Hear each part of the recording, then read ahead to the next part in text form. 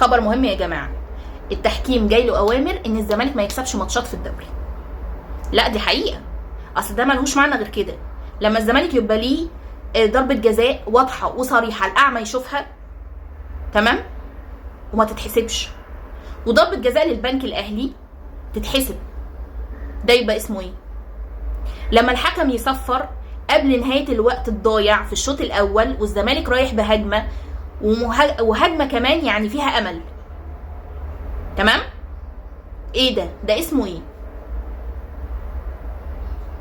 ممكن افهم؟ ده اسمه ايه؟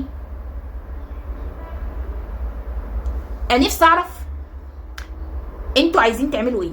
طيب دلوقتي انتوا بتقولوا ان الزمالك اصلا مش منافس على الدوري، بس انا هقول لك بقى الحكام بتعمل كده ليه. الحكام يا باشا جاي لها اوامر تعمل كده ليه؟ عشان دلوقتي لو بيراميدز شد حيله وخد الدوري من الاهلي، لازم الاهلي يكون في المركز الثاني عشان يشارك في افريقيا، صح؟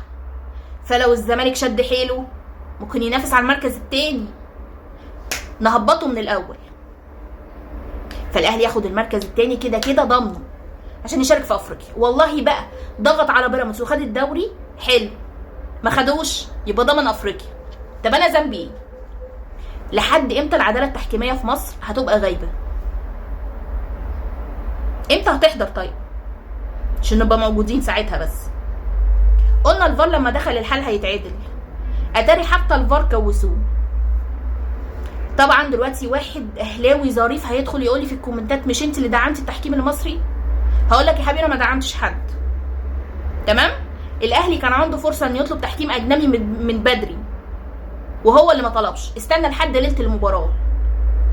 حلو، انا ما طلبتش تحكيم مصري، انا قلت اللي انتوا عايزينه هاتوه، بس انا مش دافع، تمام؟ عشان بس الاسطوانه اللي دايره دي، انا ما دعمتش تحكيم مصري، انتوا اللي دعمتوه قبل كده. ولو ناس افكرك